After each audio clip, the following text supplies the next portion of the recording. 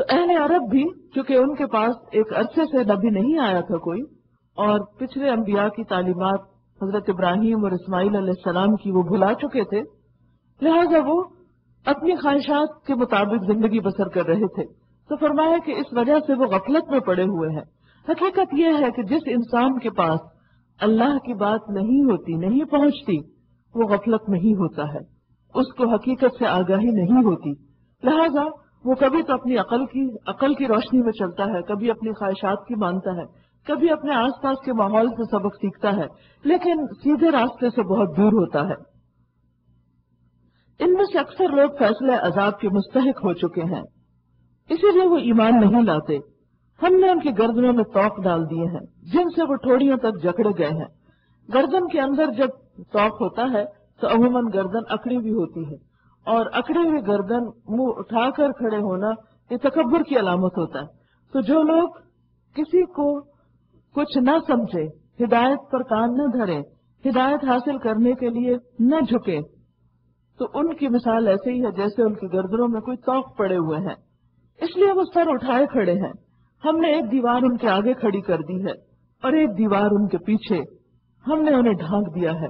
Imagine کریں کسی بھی ایسے شخص کے بارے میں کہ جو ہر طرف سے ڈھکا ہوا ہو اور اسے کسی بھی چیز کی کچھ خبر نہ ہو، اس تک کوئی چیز نہ پہنچے۔ مثلاً آپ جب لفٹ میں کہیں اوپر جاتے ہیں، اپنے مثلاً اوپر کے فلور پر، اور لفٹ چاروں طرف سے ڈھک جاتی ہے تو آپ کو نہیں معلوم ہوتا کہ باہر دن ہے یا رات ہے اور اس فلور پر کون کیا کر رہا ہے، کیونکہ آپ چاروں طرف سے اس لفٹ کے اس باکس کے اندر موجود ہیں۔ بالکل اسی طرح کچھ لوگوں نے اپنے ارد گرد ایک باکس یا ایک شیل بنا رکھا ہوتا ہے اور وہ کسی بھی اور تھنکنگ یا آئیڈیالوجی کو اپنے طرف نہیں آنے دیتے، اور اسی وجہ سے ان کو راہ راست نہیں ملتی، ہدایت نہیں ملتی۔ ہدایت حاصل کرنے کے لیے بہت ضروری ہے کہ انسان ہمبل ہو، عاجزی اختیار کرے اور اپنی حیثیت کو پہچانے کہ میں کچھ نہیں جانتا، میرا رب سب کچھ جانتا ہے اور مجھے سیدھے راستے پہ چلنے کے لیے رب کی رہنمائی چاہیے۔ تو جو شخص بھی اس دلچسپی کا اظہار کرتا ہے، یہ کتاب ہدایت اس کے لیے کافی ہو جاتی ہے۔ وَسَوَاءٌ عَلَيْهِمْ أَأَنذَرْتَهُمْ أَمْ لَمْ تُنذِرْهُمْ لَا يُؤْمِنُونَ، ان کے لیے یکساں ہے، برابر ہے، تم انہیں خبردار کرو یا نہ کرو، یہ نہ مانیں گے کیونکہ یہ تو اپنی اکڑ میں ہیں۔ تم تو اسی شخص کو خبردار کر سکتے ہو جو نصیحت کی پیروی کرے اور بن دیکھے خدا رحمان سے ڈرے، یعنی اللہ کو اس نے دیکھا نہیں لیکن پھر بھی اس کی نشانیوں کو دیکھ کر اسے پہچانتا ہے اور اس سے ڈرتا ہے۔ فَبَشِّرْهُ بِمَغْفِرَةٍ وَأَجْرٍ كَرِيمٍ، اسے مغفرت اور اجر کریم کی بشارت دے دو۔ إِنَّا نَحْنُ نُحْيِي الْمَوْتَى، ہم یقیناً ایک روز مردوں کو زندہ کرنے والے ہیں۔ یعنی دنیا میں کوئی کتنا بھی بڑا بن کے رہے، کتنی بھی اس کے اندر اکڑ ہو، کتنا بھی وہ ہدایت کو ریجیکٹ کرے، اللہ کی بات سے بھاگے اور کچھ بھی نہ سننا چاہے، کچھ بھی نہ ماننا چاہے، تو وہ انسان تھوڑی دیر کے لیے سوچے تو صحیح، آخر وہ کہاں بھاگے گا، کدھر جائے گا، کہاں سے نکل سکتا ہے؟ زمین کے اندر کہیں گھس سکتا ہے یا آسمان سے کہیں باہر جا سکتا ہے؟ کہیں بھی نہیں، وہ ہر طرف سے گھیرا ہوا ہے، اور موت کے وقت اللہ کے بھیجے ہوئے فرشتے اس کو اپنے قبضے میں کر لیں گے اور اس کو قید کر لیں گے۔ اور جس وقت انسان موت کے فرشتوں کے ہاتھوں پکڑا جاتا ہے تو پھر وہ اٹھ کر اپنے بستر سے بھی نہیں بھاگ سکتا، پھر وہ اپنی قبر سے بھی نہیں نکل سکتا، پھر وہ پوری طرح بے بس ہوتا ہے۔ اور پھر انسان کو یہ بھی یاد رکھنا چاہیے کہ یہ بے بسی اس کی ایک دن کی یا چند عرصے یا تھوڑے عرصے کے لیے نہیں ہے، اب یہ ہمیشہ کے لیے ہے۔ اب اس کی زندگی اس کی اپنی نہیں رہی، اب وہ پوری طرح اللہ کے کنٹرول میں ہے۔ لہذا اللہ سبحانہ وتعالی قیامت کے دن یقیناً ایسے تمام لوگوں کو دوبارہ زندہ کرے گا، اٹھا کھڑا کرے گا، اور جو کچھ کام انہوں نے کیے وہ سب ہم لکھتے جا رہے ہیں۔ وَنَكْتُبُ مَا قَدَّمُوا، جو کچھ وہ آگے بھیج رہے ہیں، وَآثَارَهُمْ، اور ان کے آثار بھی، ان کے فٹ پرنٹس، ان کے پیچھے جو کچھ ان کے نشان باقی ہیں وہ بھی ہم سب ریکارڈ کر رہے ہیں۔ ہر چیز کو ہم نے ایک کھلی کتاب میں درج کر رکھا ہے، یعنی ان کے نامہ اعمال میں سب کچھ لکھا ہوا ہے۔ تو بات یہ ہے کہ یہ ہم میں سے ہر ایک کا قصہ ہے کہ جو کچھ ہم کرتے ہیں، کچھ بولتے ہیں، کچھ لکھتے ہیں، کچھ دیکھتے ہیں، کچھ کسی بھی طرح ریئیکٹ کرتے ہیں، وہ سب کچھ ریکارڈ ہوتا ہے۔ آپ یوں سمجھے کہ ہر وقت कैमरा मैन की टीम आपके आसपास घूम रही है जो किसी वक्त भी आपको नहीं छोड़ती, हर तरफ से हर एंगल से आपकी तस्वीरें बन रही है। और फिर ये कि सिर्फ आपको नहीं फोकस कर रहे, आपके फुटप्रिंट्स को भी। आपने देखा होगा कि जब किसी मुजरिम को ट्रेस करना हो तो क्या किया जाता है, उसके पांव के निशान देखे जाते हैं, उसके फिंगरप्रिंट्स देखे जाते हैं। तो ये सारे फिंगरप्रिंट्स और पांव के निशान ये सारे भी रिकॉर्ड हो रहे हैं। आज आप देखिए दुनिया में इंसानों ने ऐसे तरीके अख्तियार कर लिए, आप बाज जगहों पर जाते हैं तो वो आपके प्रिंट्स ले लेते हैं, हाथों के प्रिंट्स और दीगर निशान आपके महफूज कर लेते हैं, ताकि अगर आपने खुदा न खास्ता कोई जुर्म किया तो आपको ट्रेस करना आसान हो। ये तो अब इंसानों ने ये करना शुरू किया, लेकिन अल्लाह सुब्हानहू तआला ने 1400 साल पहले हमें बता दिया कि अल्लाह ने ये सारा इंतजाम कर रखा है कि दुनिया में तुम आजाद रह के नहीं जी सकते, आजाद होने के बावजूद भी कुछ पाबंदियों के अंदर हो, और तुम्हारी एक एक चीज रिकॉर्ड हो रही है, और जो कुछ तुम करके जाओगे दुनिया में, जो तुम्हारे निशान बाकी रहेंगे वो सब भी रिकॉर्ड हो जाएंगे, वो सब भी हम लिख रहे हैं। हर चीज को हमने एक खुली किताब में लिख रखा है, सब रिकॉर्ड्स मौजूद हैं, कंप्लीट रिकॉर्ड। और क़यामत के दिन एक एक चीज इंसान के सामने आ जाएगी। इसलिए इंसान को बहुत ज्यादा इस बात की फिक्र करनी चाहिए। और फिर वही बात जो पूरे रमजान की हमारी थीम है तकवा की, कि अल्लाह से डर के जिंदगी बसर करनी चाहिए कि जो कुछ भी हम करते हैं वो सिर्फ वक्ती नहीं होता, वो सब भी रोज का रोज ऊपर चला जाता है। हदीस में आता है कि सुबह और शाम, फजर और असर की नमाजों में फरिश्ते तब्दील होते हैं।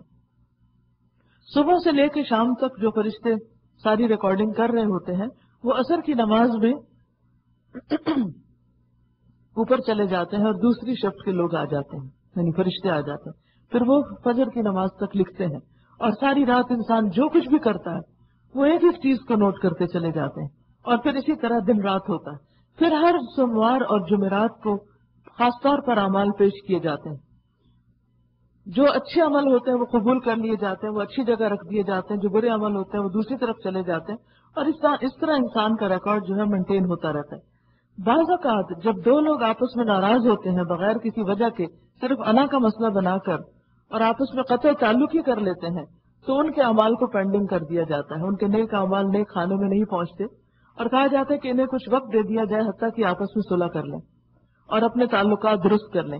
जब इंसान अपने ताल्लुकात दुरुस्त कर लेता है और सही रास्ते पर आ जाता है तो उसके नेक अमाल जो है वो कबूल होते हैं। इसी तरह कुछ और लोग हैं जिनकी नमाजें उनके सरों से नहीं उठती। तो मुख्तलिफ तरह के अमाल के हिसाब है तो पूरा एक मौजू है, लेकिन समझने की यहाँ दो बातें हैं अहम। एक तो ये कि डेली बेसिस पे जो कुछ हम करते हैं वो सब रिकॉर्ड हो रहा है। दूसरा ये कि डेली बेसिस पे जो कुछ हम करते हैं उसके बाद उसके जो असरात होते हैं वो भी नोट होते हैं। मसलन आपने अगर कोई बात की तो लोगों पर उसका क्या इंप्रेशन पड़ा, लोगों ने किस तरह रिएक्ट किया, वो रिएक्शंस भी साथ जमा हो रहे हैं।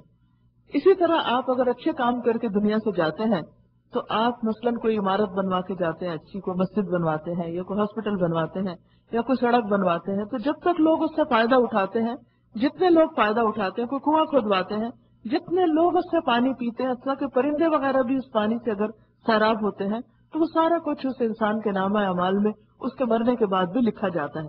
इसी तरह जो शख्स बुरे काम करता है, बिदआत का इजरा करता है, गलत कामों को शुरू करता है और लोगों के अंदर बुरी मिसालें छोड़कर जाता है, वो सब भी रिकॉर्ड होता जाता है। क़यामत के दिन तक ये सब कुछ होता रहेगा। कुछ लोगों के अमाल का सिलसिला जल्दी खत्म हो जाता है, लेकिन कुछ लोग इतने जबरदस्त काम करके जाते हैं कि उनके नाम और आसार और उनके निशान क़यामत तक बाकी रहते हैं। और क़यामत तक जितना भी उनका असर बाकी रहा वो सब भी उनके नामा अमाल में आ जाता है। और फिर क़यामत के दिन क्या होगा, हर शख्स को उसका नामा अमाल दिया जाएगा। इंसान के नेक अमाल उसके दाएं हाथ में दिए जाएंगे, कुछ लोगों के अमाल उनके बाएं हाथ में दिए जाएंगे। इन अमाल के साथ इंसान अल्लाह के हुजूर हाजिर होगा और उस वक्त इंसान के पास झूठ बोलने की और अपने अमाल को झुटलाने की कोई भी गुंजाइश न होगी।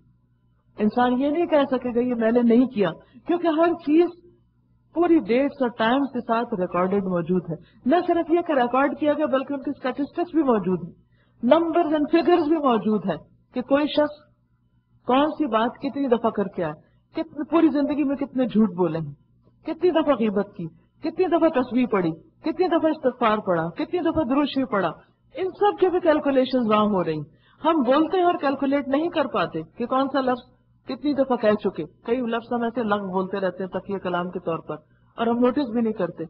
ہر تھوڑی دیر کے بعد کہتے ہیں I means, I don't mean, یا جو بھی اس طرح کی کئی ایک چیز، واللہ باللہ، مختلف زبانوں میں مختلف طرح کے ہم بغیر سوچے سمجھے بولتے ہیں، لیکن فرشتے ان کو بھی نوٹ کرتے چلے جا رہے ہیں.